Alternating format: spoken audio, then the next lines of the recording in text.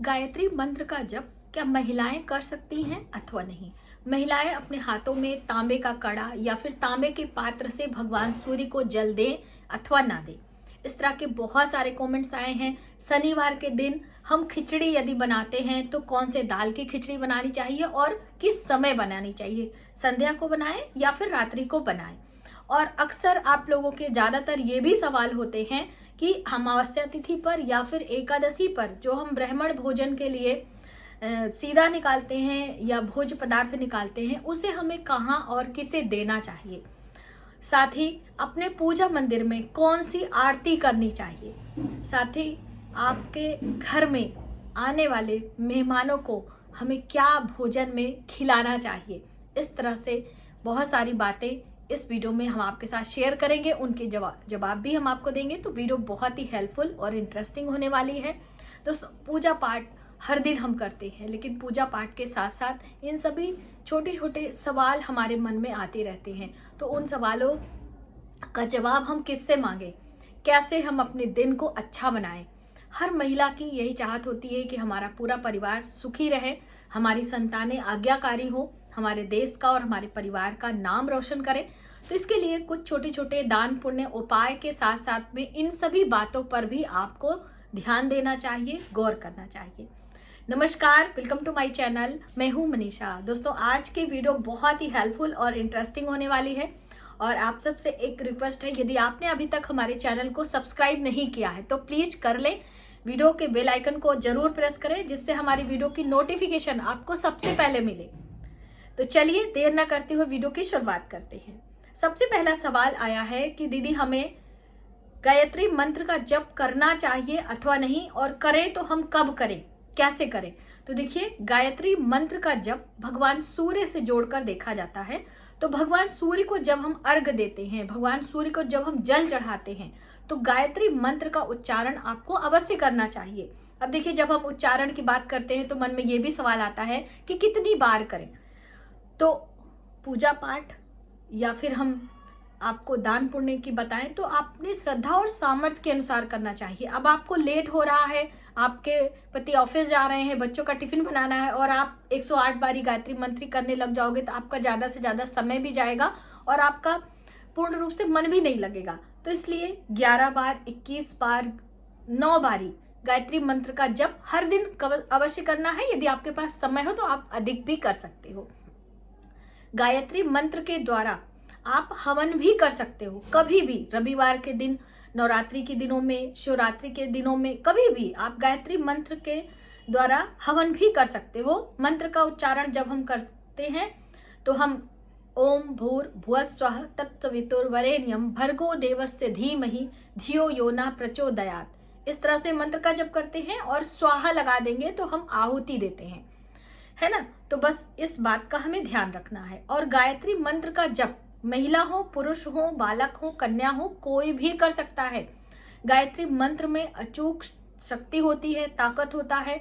खाना बनाते समय, आप अपने दैनिक कार्यों को करते समय गायत्री मंत्र का उच्चारण सुन भी सकते हैं और कर भी सकते हैं। इतनी शक्ति होती है कि आपके घर की ऊर्जा को सकारात्मक बनाता है, आपके कार्यों को पूरा करता है, आपकी कामनाओं को पूर्ण करता है गायत्री मंत्र।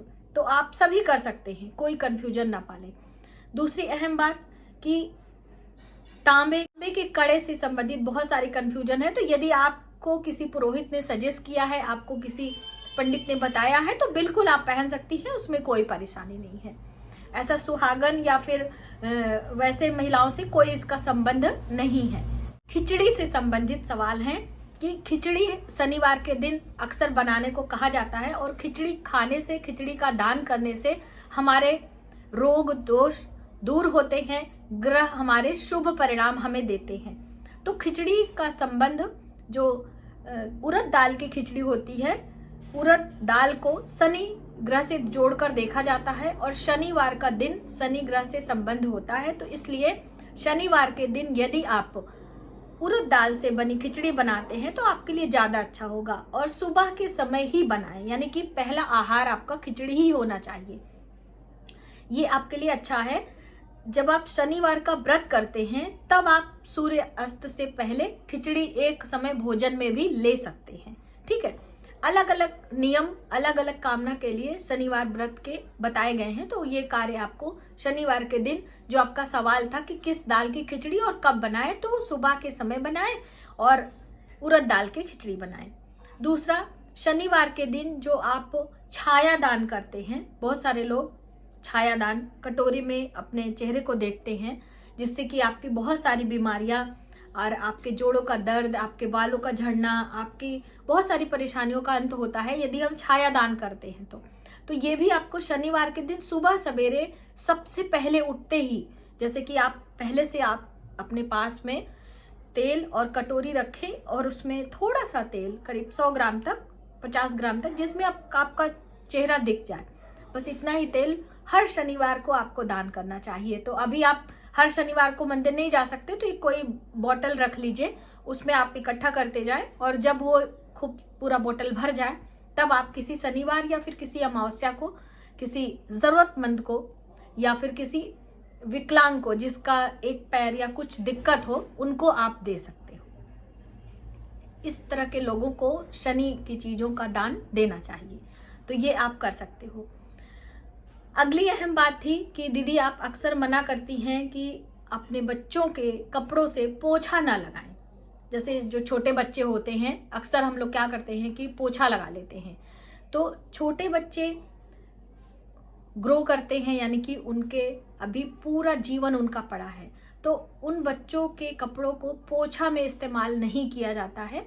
पोछा इस्तेमाल आप अपनी बेडशीट को, पिलो कवर की या फिर हम सोफा कवर की बात करें, इस तरह की आपके कर्टन कोई हो कॉटन के, उनका इस्तेमाल आप पोछा पाछी के लिए या डस्टिंग के लिए यूज कर सकते हैं।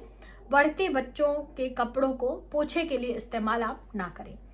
तो कई बहनों का प्रश्न था कि दीदी हम फिर उस कपड़े का क्या करें, तो आप उसे पहले तो रख दीजिए, 4 महीने 6 महीने के लिए स्टोर करके रख दीजिए। उसके बाद फिर उन्हें नमक के पानी में धो के रखें तो ज्यादा अच्छी बात है, वरना आप उन कपड़ों को पानी में डुबोकर धूप में सुखाकर रखने के बाद उन्हें आप किसी को दे सकते हैं। यानी कि अपने बच्चों के पहने हुए कपड़े, जैसे अभी सीजन है सर्दियों का, अभी गर्मियां आ रही हैं, तो जितने भी सर्दियों के सीजन के कपड़े हैं फटाफट से आपको निकाल के देने नहीं चाहिए। एक सीजन उसे आप रख लीजिए, फिर नेक्स्ट सीजन में आप उसे किसी को दे सकते हैं। तुरंत का ऑरा दूसरा होता है, इस वजह से मना किया जाता है। अब ऐसा नहीं है कि बच्चों के कपड़े आप किसी को दे ही नहीं सकते हैं, ठीक है। और परिवार में दे रहे हैं तो ज्यादा ध्यान देने की बात नहीं होती है, कभी कभी ऐसे कोई दिक्कत आ जाती है, इसी वजह से छोटे बच्चे, जो बहुत सारे छोटे, आपके 1 साल से कम के उम्र के बच्चों के कपड़े आपको थोड़ा बड़े हो जाने पर देना चाहिए। ये आपकी कंफ्यूजन थी, तो मैंने सोचा मैं इस वीडियो में शामिल। बात थी कि टूटी झाड़ू को हम कब फेंकें अपने घर से। तो नई झाड़ू तो आप सभी को पता है कि कृष्ण पक्ष में हमें लाना चाहिए, और त्रयोदशी तिथि पर और किसी भी तिथियों में आप अमावस्या से लेकर आप, यानी कि कृष्ण पक्ष में झाड़ू हमें खरीदना चाहिए, रविवार मंगलवार का दिन छोड़कर।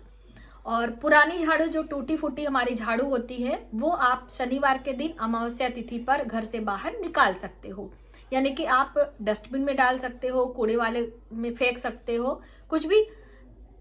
टूटी फूटी झाड़ू शुक्रवार के दिन या फिर गुरुवार के दिन आपको अपने घर से नहीं निकालना होता।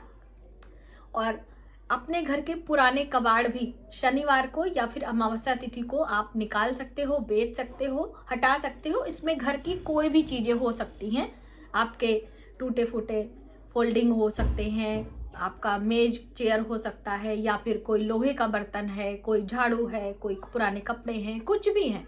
इन सब चीजों को आप कबाड़ में दे सकते हो। और कबाड़ से मिले हुए पैसों से आपको नमक खरीद कर लाना चाहिए। अक्सर मैं आपको वीडियो में देती रहती हूँ, जो नए व्यूअर्स हैं उनके लिए भी छोटी छोटी चीजें मैं शामिल करती रहती हूँ कि नए लोग जो जुड़ते हैं उनको नई जानकारी हो सके। तो आप कबाड़, यानी भंगार जिसे कहते हैं बहुत सारे लोग, तो आप उन पैसों से कुछ, मतलब नमक 1 पैकेट खरीद लीजिए, बाकी पैसे आप अपने अन्य इस्तेमाल में ला सकते हैं। तो मुझे उम्मीद है कि आपको ये वीडियो काफ़ी हेल्पफुल लगेगी, और आप अपने प्यारे प्यारे कमेंट्स हमें कमेंट बॉक्स में करिएगा। तो इस तरह की और भी जानकारी आपके लिए लेकर आने वाले हैं। आज की वीडियो में बस इतना ही, मिलते हैं एक नई जानकारी के साथ नए वीडियो में। तब तक आप अपना, अपने परिवार का ख्याल रखें। जय माता दी।